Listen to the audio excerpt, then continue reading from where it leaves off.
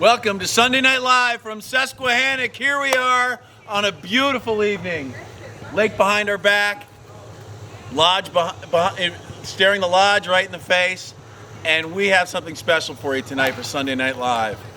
Unfortunately, one of our co-hosts, the lovely Abigail Hano, will not be able to make it today. She's on her night off. But this week, it won't matter because the stunning and fabulous Elliot Barr will be helping me. And we've got a great guest, a friend of mine, classmate from Lawrenceville, is here working with the kids all day on basketball. Basketball is Barry's middle name. He is an incredible coach, has worked well with kids. He's currently coaching at Harlem United, AAU, and he's also at Manhattan Community College. He's also worked in the past with the, I guess it was the International School? United Nations International School. So with that said, Barry, we want to ask you some questions about sports, basketball, how it impacts kids, and I think probably the first question I'm going to ask, and then I'll let Elliot take over. But one of the things, as everybody knows, we preach multi-sport athletic development because we think it just builds confidence, it builds character, it's healthy. Tell us your opinion how playing multiple sports helps kids in basketball. Not only it helps develop different muscles that they need. So if you keep playing the same sport over and over, you're just developing certain parts of your body, and you need the whole body to be developed. And the multi-sports always is the way to go. As you get older, you can devote yourself, in high school, you can devote yourself to one sport. But even then, I still recommend, and if you have an off season, do another sport. It always helps. So not only from a overall development perspective mentally, but physically it also helps. So I'm on board with that philosophy. All right. So I love the sports camp. I'd like to quickly, as we usually do on Sunday Night Live, talk about what we're eating tonight. All right. A little cotton candy ice cream, hard serve, or hard scoop, I guess. Yeah. Say. A little melty. It's been warm these past couple days, but we're enjoying it. Always good. Always good. Now, Barry this morning had a couple clinics down here, or up here in the Hill Camp and down there in the Lake Camp. Could you walk us through sort of what you were doing with the campers today and what kind of lesson you gave them in basketball? With the first group, it was just mostly focusing on fundamentals. I'm not a coach that really coaches a lot of dribbling, ball handling. I like to work with making sure they're passing and always and catching and passing the ball in motion. Very important.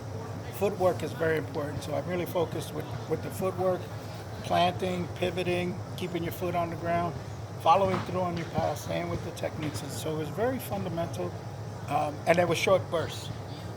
We didn't have, it wasn't a lot of time. So I tried to do it with short bursts.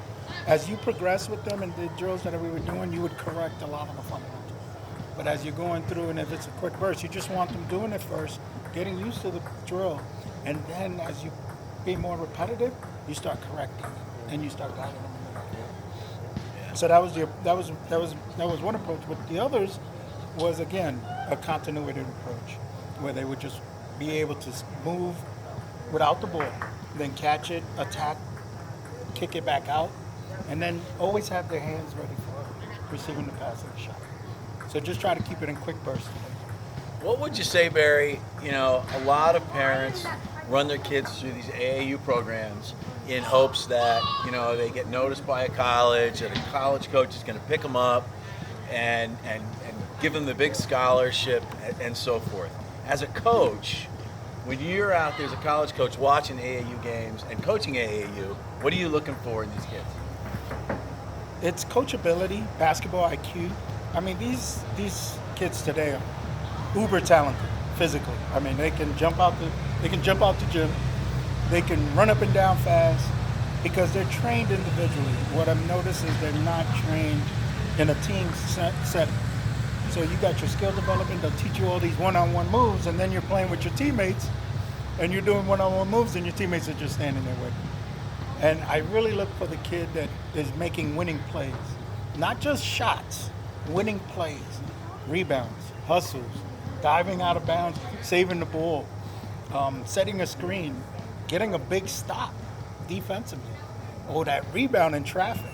You know, those are the things that are being overlooked, I think, in today's game, especially in the youth game. You know, everybody thinks, oh, I got 20 points. Yeah, you shot 7 for 25 to get that 20 points. Right. How many rebounds? How many assists? And did you win? So that's my take on it. Thank you.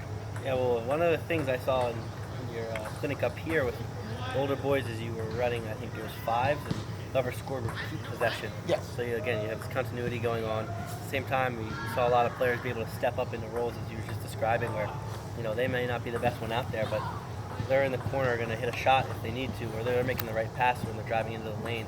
They maybe can't finish the best, but they're making plays for the team. And not to toot our own horn here at Campus Susquehannock, but that's something that we do. In a lot of team sports, we have players grow in different sections of sports so that they can bring it to, if you're talking about an AAU, not everyone's, a team player at all times, but here's something we look to do at most points. I saw a lot of that. And one of the things, the groups, they built on the drill, even though it's quick bursts. But as we went to some, to either playing the actual game, that you could actually see some of them implementing what we were doing in the drill. Some of them needed a couple of reminders, but it's okay. Once you reminded them, click. Yeah. You can almost see it click in their head, and then they had success with it. And then like, oh, that worked. So I'm gonna do it again. So it certainly builds on what you want to do with the drills and what you want to do with them is build up. I always tell them, today let's work to get 1% better. Right. And if you can exceed 1%, that's great. But at least let's get a little bit better every day. So Barry, you spent the whole day up here. We've been working you hard. You did clinics in the morning. You refereed some games this afternoon. We're about to go over and referee a game here. And you've been to the lake. You swam. You've had our phenomenal Tasted food. Burgers from. What's your if you ran into somebody right now, one of your players, a kid or a family, what would you tell them about the Susquehannock camps? Once they come up here, you'll fall in love with it. I've come up here and I've fallen in love with it. I've fallen in love with the camp. I've fallen in love with the counselors. I've fallen in love with the campers. You run a great program here. What I would tell them is, if you want to unplug your child, have them work outside, fend for themselves in a communal environment. This is your place. You are not going to get any better than what you would get here. I'm in love with this place. I'm already committed to Jeff that I'll be back. This is the way the interaction between the staff, the campers, the counselors has been wow, incredible. Your child will go back to you, thanking you, happy, and going to want to come back.